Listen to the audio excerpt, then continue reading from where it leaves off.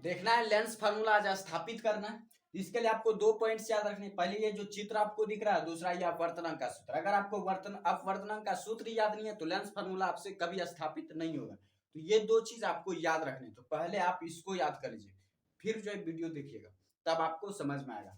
तो ये हो गया। अब चित्र को समझते हैं। जो चित्र यहाँ पर ABDC एक लेंस है, ABDC एक लेंस है, और जहां पर L जो इसका मध्य बिंदु है, मध्य बिंदु यानी कि L जो है ये लेंस को 2 भागों में बराबर बांटता है। यहाँ पर देखिए ये O जो है ये वस्तु बिंदु है, यहीं पर एक वस्तु रखी हुई है, और ये जो है U जो है ये वस्तु दूरी है। जब O से जो है प्रतिबिंब बनता है, O का प्रतिबिंब बन रहा है I डैश पर, तो I डैश के लिए प्रतिबिंब दूरी हो जाएगा B गुना V डैश। यहाँ पर V डैश हमने प्रतिबिंब ले लिया, लेकिन जो यहाँ पर एक कंडीशन है कि जो इसके लिए वस्तु का कार्य प्रतिबिंब का कार्य कर रहा है, वही दूसरे सतह जो दूसरा सतह क्या है ACD के लिए ये वस्तु दूरी का कार्य करेगा। ये जो I डैश है प्रतिबिंब दूरी किसके लिए? पहले सतह के लिए प्रतिबिंब बिंदु है कि यहाँ पर I डैश पर प्रतिबिंब बन रहा है, लेकिन दूसरे सतह के लिए यही प्रतिबिंब बिंदु वस्तु बिंदु का कार्य करेगा, यानी ये वस्तु का कार्य करेगा। तो फिर इधर से अगर वस्तु देखा जाए, इधर से वस्तु का प्रतिबिंब बन रहा है I पर, इधर से I डैश वस्तु के लिए प्रतिबिंब बन रहा है I पॉइंट पर। ये इस यहाँ पर फिर जो है इसका प्रतिबिंब दूरी हो गया V, इसका प्रतिबिंब दूरी है V। तो इस तरह से आपको पहले लिखना पड़ेगा। लिखना कैसे?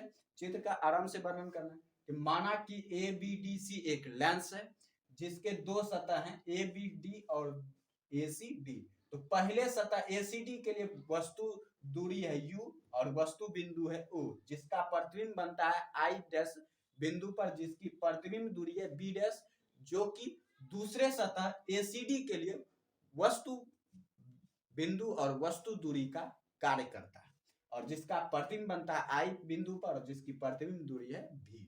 तो इस तरह से आप वर्णन कर देंगे। उसके बाद चलते हैं अपवर्तनांक सूत्र कि पहले सतह का अपवर्तनांक सूत्र निकालना है, यानी ACD के लिए ABD के लिए अपवर्तनांक सूत्र। ABD के लिए अपवर्तनांक तो इसी के अनुसार है, ये तो फार्मूला हो गया, जनरल फार्मूला। यहाँ पर भी देखिए पहला सतह पहला अपवर्तनांक μ1 है, दूसरा अपवर्तनांक μ2 है, सब कुछ अकॉर्डिंग टू इसके तरह है, इसलिए ये इसी तरह से रह जाएगा μ2 माइनस μ2 बाय, लेकिन यहाँ प्रतिबिंब दूरी अलग है, यहाँ पर V लिया गया है तो यहाँ पर B डैश, ये यहाँ पर थोड़ा चेंज हो जाएगा, प्रतिबिंब दूरी हो जाएगा B डैश, माइनस हो जाएगा μ1 बाय U, क्योंकि यहाँ पर भी वस्तु दूरी है, यहाँ पर भी वस्तु दूरी हमने U ही लिया है, इसलिए ये इतना ही रह जाएगा।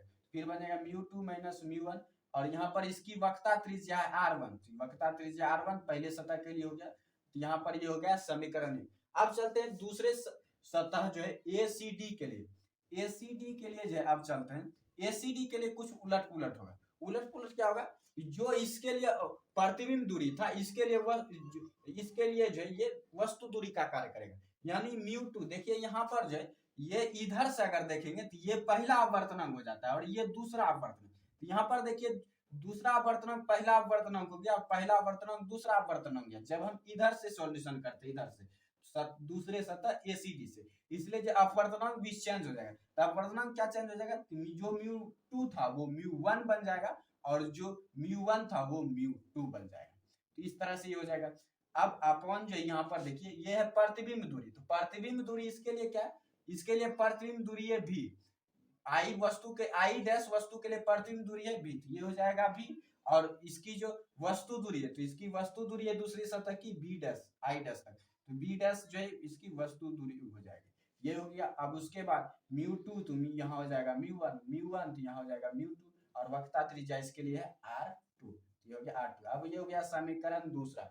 अब क्या करना है? समीकरण 1 और 2 को जोड़ दीजिए, समीकरण 1 और 2 को जोड़, अब समीकरण को जोड़ देना है।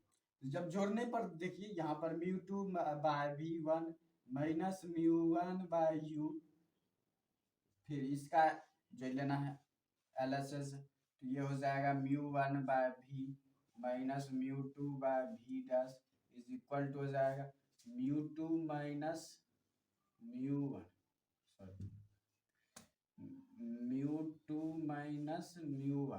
अपॉन R1 प्लस हो जाएगा μ1 माइनस μ2 बाय R2, इस तरह से ये बन जाएगा। अब देखिए क्या करना है, ये कैंसिल हो जाएगा, दोनों इक्वल है कैंसिल हो जाएगा, लेकिन ये दोनों इक्वल है लेकिन साइन एक अलग अलग है, इसलिए कैंसिल हो जाएगा। तब हमारे पास बचेगा ये तो यहाँ पर भी देखिए ये जो है कॉमन आ रहा है, μ1 कॉमन आ रहा है, तो μ1 कॉमन ले लेते हैं, तो अंदर में बच जाएगा -1/v, तो माइनस को बाद में लिखते हैं, प्लस वाला को पहले, तो प्लस वाला को पहले लिख देते हैं 1/v -1/u is equal to जाएगा μ2 -μ1। यहाँ पर देखिए यहाँ पर भी हम माइनस कॉमन ले लेंगे, तो माइनस कॉमन लेंगे तो प्लस माइनस हो जाएगा, माइनस प्लस हो जाएगा, ये माइनस है तो ये प्लस हो जाएगा, तो μ2 पहले आ जाएगा और μ1 बाद में चला जाएगा, ये हो जाएगा माइनस इंटू जो है μ2 -μ1। तो ये भी देखिए यहाँ पर भी μ2 -μ1 आ, अब माइनस कॉमन लेने पर यहाँ पर भी μ2 -μ1, तो यहाँ पर भी जो है μ2 -μ1 हम कॉमन ले लेते हैं, यहाँ पर μ2 -μ1 हमने कॉमन ले लिया, तो अंदर में बस गया ये देखिए 1/r1 -1/r2, क्योंकि हमने माइनस कॉमन लिया था, ये हो गया।